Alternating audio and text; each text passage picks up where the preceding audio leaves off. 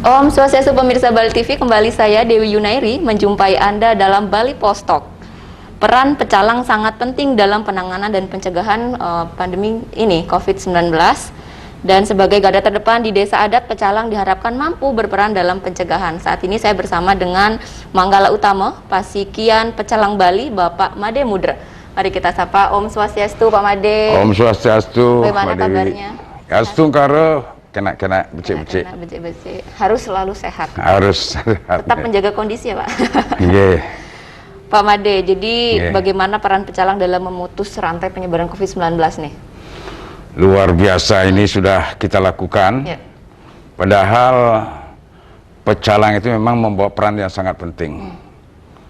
Mengawali, kalau saya bercerita dari bulan Maret, kita pecalang di Bali, apalagi sudah ada edaran atau mungkin instruksi atau mungkin apa namanya dari Pak Gubernur melalui Perda Pergub, ya, terutama Pergub 46 2020 itu yang sangat sudah diterima, artinya melalui jero bendeso, karena kita pecalang kan ada di bawah perintah jero bendeso. Kalau bendeso sudah menitahkan untuk pecalangnya bergabung di tim, terutama tim pengamanan yang dibentuk di masing-masing desa, bahkan juga secara masif dari provinsi, kabupaten, desa. Itu sudah melakukan tugas-tugasnya sesuai dengan tupoksi masing-masing. Pecalang yang menjaga di bidang keamanan sudah barang tentu yang harus dilaksanakan oleh pecalang itu sendiri. Seandainya di dalam suatu desa itu sudah melakukan tugas pecalangnya dengan baik, saya rasa untuk memutus rantai penyebaran COVID ini mestinya segera bisa laksanakan dengan baik, bahkan bisa mengurangi, meminimalisir kejadian-kejadian masalah terkontaminasi dengan virus. Nah, di satu pihak pemahaman di bawah itu kan tidak sama, ada yang juga berbeda. Tapi secara umum di Bali sudah melakukan, bahkan desa-desa itu sudah membentuk yang namanya posko Satgas Gotong Royong di tingkat desa adat. Demikian juga di tingkat majelis Madya maupun di majelis provinsi sudah melakukan tugas-tugas yang dibebankan atau ditugaskan oleh jero bendeso. Nah, di sini betul-betul saya juga merasakan, padahal dari awal kita tidak memikirkan harus dikasih uang apa enggak. Yang penting perintah jero bendeso, wajib pecalang itu melaksanakan perintahnya.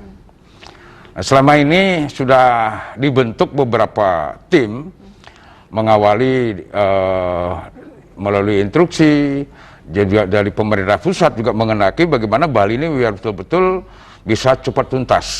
Di satu pihak masyarakat mengenaki pariwisata itu segera dibuka, tetapi kenyataannya masyarakat kita juga tidak begitu disiplin yang saya amati. Nah, disinilah tugas pecalang juga mengedukasi masyarakatnya biar paham bagaimana harus dia melakukan, bisa ikut berperan untuk bisa memutus segera rantai penyebaran virus ini. Nah, upaya apa yang dilakukan pecalang untuk menyamakan pemahaman sampai tingkat bawah? Nah, di sini pecalang itu betul-betul memang diuji ya, di samping kesabarannya, di samping kita juga melakukan atas inisiatif sendiri, di samping juga seperti saya bilang tadi harus ditugaskan oleh bendesanya. Jangan sampai kita juga melakukan hal-hal di luar tanggung jawab jero bendeso, karena tugas jero bendeso itu wajib sebagai aparat pecalang, jadi keamanan di desa adat itu untuk melaksanakannya. Jadi tim-tim yang telah dibentuk seperti mengawali adalah duta perubahan perilaku yang dibentuk melalui pemerintah provinsi, keterlibatan pecalang juga betul-betul terlibat, bahkan sudah melakukan itu selama 10 kali tugas di bulan November, Desember, bahkan kita sudah menuntaskan. Nah, di sana kebetulan juga ada dana diberikan kepada pecalang yang bertugas. Itu memang sudah diatur melalui perintah dari pemerintah pusat yang dilaksanakan di daerah khususnya di Bali. Khususnya lagi di Badung, itu yang mengawali di Kabupaten Badung. Karena dipandang Badung saat itu di bulan November-Desember itu betul-betul zona merah. Nah, sehingga sudah melakukan tugas itu. Tapi kenyataannya sampai sekarang kok masih juga boleh dikatakan meningkat, kan itu menjadi pertanyaan juga. Nah, untuk itu lagi di bawah komando Panglima Sembilan Udayana, jadi Pak Panglima juga mengendurkan harus dibentuk satuan tugas perubahan enforcement berkerumun.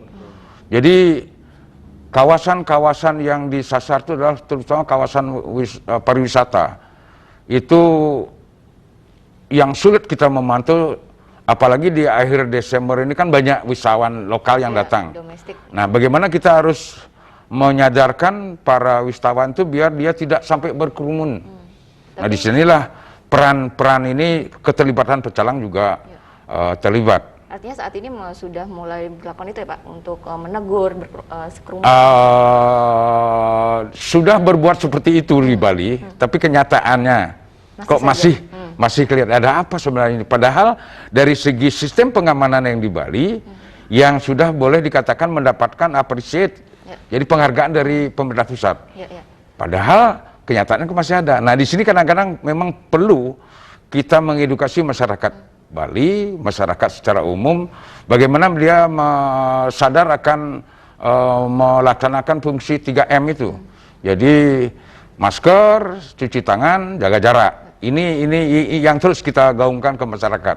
Dan kenyataannya mungkin ada sebagian masyarakat yang masih bandel, yang kurang disiplin. Apakah mungkin itu yang menyebabkan faktor masih berkembangnya COVID ini di Bali? Ya, dengan adanya masyarakat yang masih bandel nih Pak, tidak mematuhi protokol kesehatan, bagaimana sikap pecalang? Apakah langsung menindak sesuai dengan pergub atau bagaimana? Di sinilah, padahal sudah dikeluarkan semacam yang ada di Pergub 46 itu kan sudah jelas, tetapi bukan kewenangan pecalang untuk menindak melakukan yang melanggar itu. Cuma tetap pecalang itu adalah menghimbau kepada masyarakat itu, memberi edukasi bagaimana mereka akan sadar akan 3M. Ini yang tugas pecalang yang paling depan. Untuk penindakan itu memang serahkan kepada pemerintah daerah melalui mungkin Satpol PP, polisi, TNI, itu memiliki kewenangan yang terdepan.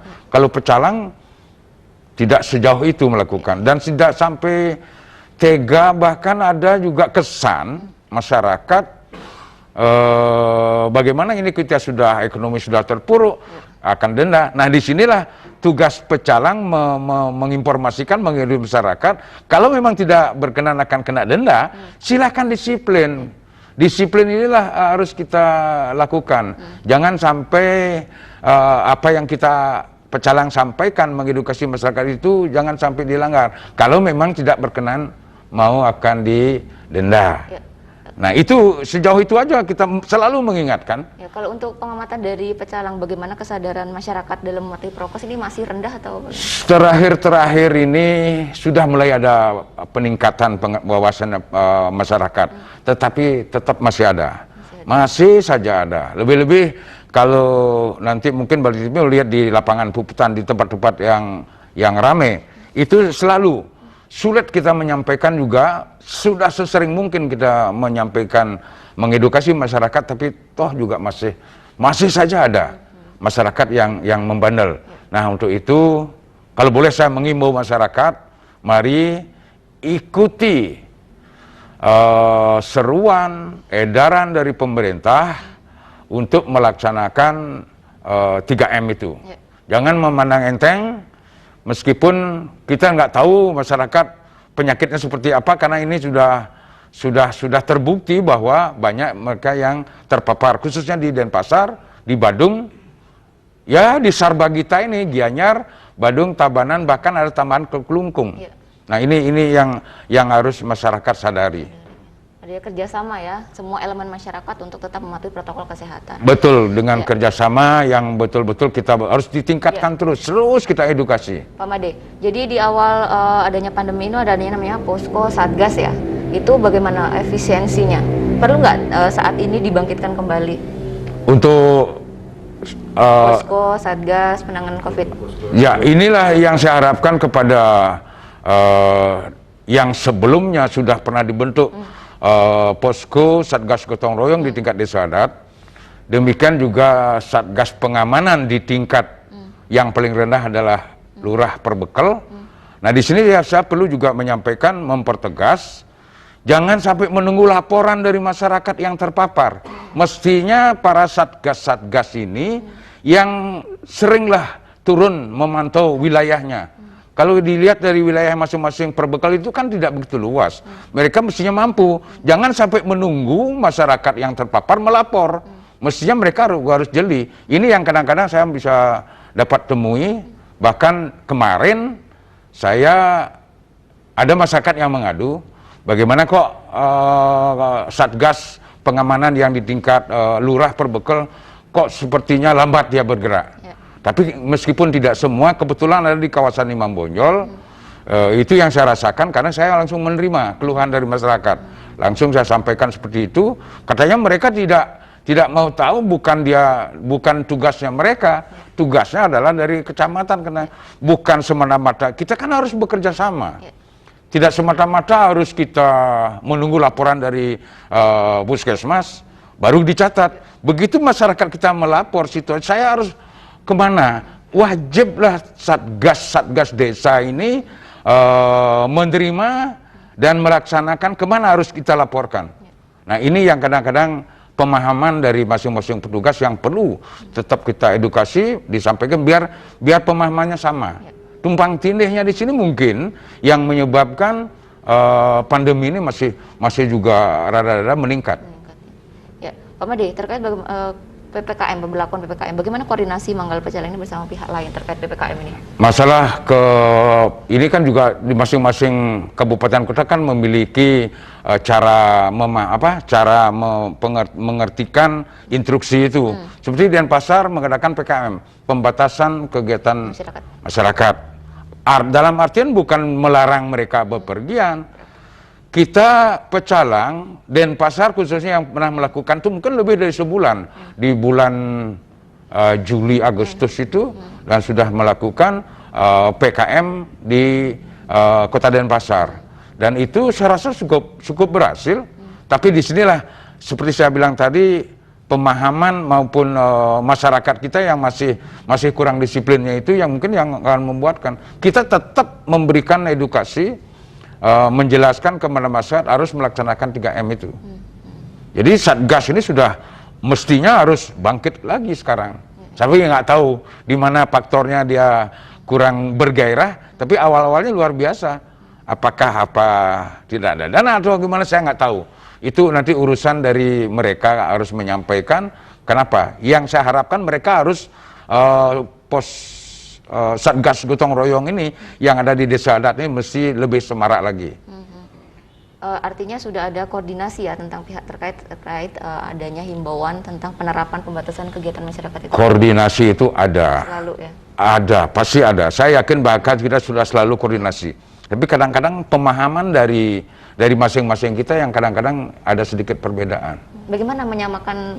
Untuk menyamakan persepsi ini ya kita harus sering-sering berkoordinasi di lapangan maupun di rapat-rapat yang harus kita lakukan. Nah, kemarin bahkan hari ini kalau saya kan di tingkat provinsi, jadi saya koordinasinya di tingkat provinsi. Jadi provinsi sudah mengadakan selalu koordinasi, bahkan kita sudah dibangkitkan lagi untuk menggerakkan Satgas yang dibentuk merupakan duta perubahan perilaku ini yang harus kita gencar-gencarkan lagi. Dan itu pun di dalam pertemuan sudah ada informasi seperti itu. Bahkan saya dari unsur Pecalang pun juga sudah menyampaikan bagaimana kita harus, persepsi kita ini harus sama tujuan betul-betul. Kalau dari Pecalang kan ngatur ayah, tapi kalau di sini bukan ngatur ayah semata-mata ngayah dan layah. Ini yang harus dipikirkan juga. Kita kan membutuhkan paling tidak sekedar buat minum dan makan, kan itu biar betul-betul petugasnya juga sehat. Nah ini juga harus diperhatikan oleh pemegang kebijakan, biar betul-betul petugas-petugas satgas yang ada di gotong royong maupun di satgas pengamanan di tingkat desa lurah betul-betul harus diperhatikan juga kesehatannya. Ya, harapan kepada pemerintah ya Pak? Ya, harapan dari pemerintah seperti itu harapan kita. Ya. Pak Made, mungkin sebagai closing statement, mungkin ada himbauan atau informasi kepada masyarakat pemirsa Bali TV, silakan. Ya, baik, terima kasih. Jadi mungkin ini yang terakhir, saya tetap mengimbau, mengharapkan satu kepada petugasnya, dua kepada masyarakat, marilah kita disiplin, sama-sama disiplin. Jangan dusta di antara kita. Kalau petugasnya sudah melakukan tugasnya yang baik dan sangat disiplin, bagaimana masyarakatnya? Nah inilah yang saya harapkan dari masyarakat, dari petugas, lebih-lebih mereka yang bertugas di perbatasan, di pelabuhan-pelabuhan penyeberangan. Ini yang perlu kita perhatikan. Bahkan saya sudah sering juga berkoordinasi juga dengan wartawan, juga menyampaikan jangan ada dusta lah di antara kita yang bertugas di sana. Jangan sampai seperti apa yang muncul di media-media, petugas kita kurang tegas. Padahal kalau kita tegas, masyarakat pun harus juga disiplin. Bagaimana mereka harus bisa mengikuti saran-saran dari petugas yang ada. Jadi pecalang-pecalang di seluruh Bali, saya mengharapkan mari kita berbuat. Amankan desa wilayah kita masing-masing. Kalau wilayah desa kita masing di 1490 desa yang ada di Bali, saya yakin dan bisa kita menekan. Jadi perkembangan penularan COVID ini. Jadi pecalang berbuatlah sesuatu. Karena saya ada di bawah Beneso, jadi desa adat yang memiliki pecalang inilah. Mari kita berbuat. Di masing-masing wilayah kita, di desa kita jaga.